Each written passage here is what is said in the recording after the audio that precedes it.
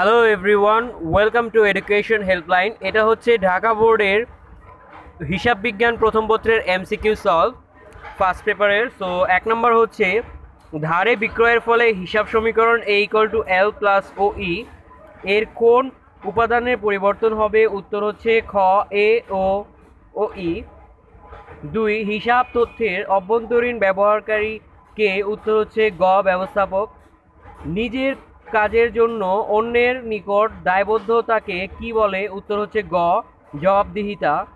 চার, কোনটি হিসাবের প্রধান বই? উত্তর হচ্ছে খ খতিয়ান। পাঁচ, ৮০,০০০ টাকা লেনদেনটি কোন বহিতে লিপিবদ্ধ হবে? উত্তর হচ্ছে ঘ নগদান বহি। তারপর হচ্ছে ছয়, আর্থিক অবস্থা নির্ণয়ে লেনদেনটির প্রভাব হলো? উত্তর হচ্ছে ঘ ১, ২, ৩ অর্থাৎ দায় বৃদ্ধি, স্বত্বাধিকার হ্রাস, সম্পদ হ্রাস। সাত, এনএসএফ এ চেক কোনটি? উত্তর হচ্ছে ক জমাকৃত চেক প্রত্যাখ্যান। আট, কোন ব্যাংক চার্জ ২৬০ টাকা নগদান বইয়ে ভুলক্রমে ৬২০ টাকা ডেবিট করা হয়েছে, এর ফলে নগদান বই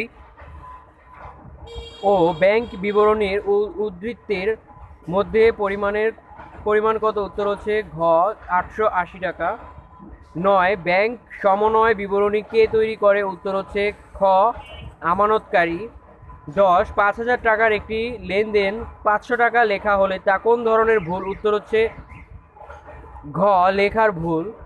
১১, বাট্টা প্রতি ১০০ টাকা রেওয়া মিলে ডেবিট পাশে বসানো হয়েছে, এক্ষেত্রে রেওয়া মিলে ডেবিট পাশের সমষ্টি অপেক্ষা ক্রেডিট পাশের সমষ্টির ক্ষেত্রে নিচের কোনটি প্রযোজ্য হবে? উত্তর হচ্ছে ক ডেবিট দিকে ২০০ টাকা বেশি হবে। ১২, কোনটি কন্ট্রা সম্পত্তি? উত্তর হচ্ছে ঘ উত্তোলন। ১৩, নামিক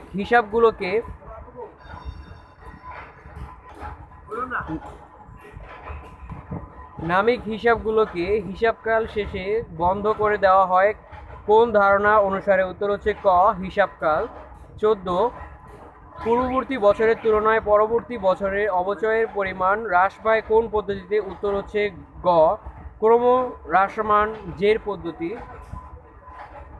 ১৫, হিসাব বিজ্ঞানের কোন নীতি অনুসারে পরিকল্পনা সৃষ্টি করা হয়? উত্তর হচ্ছে ক রক্ষণশীলতা। ১৬, আইএএস এর পূর্ণরূপ কোনটি? গ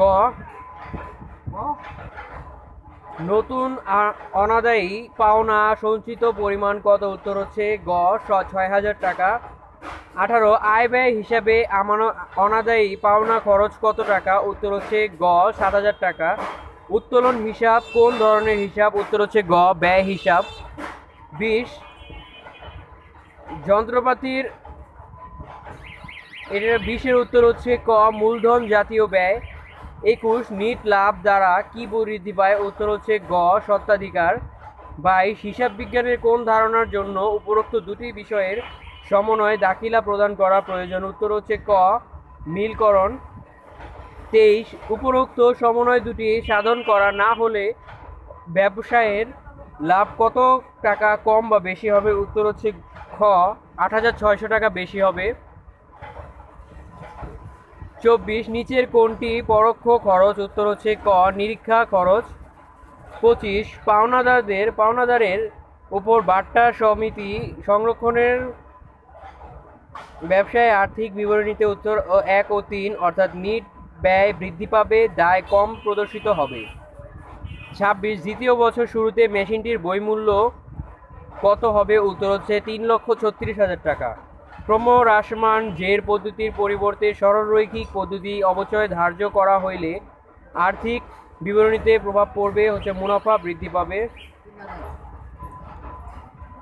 ২৮, মূলধনের পরিমাণ ১,২০,০০০ টাকা, সাধারণ সঞ্চিত ৩০,০০০ টাকা, ঋণ ২০,০০০ টাকা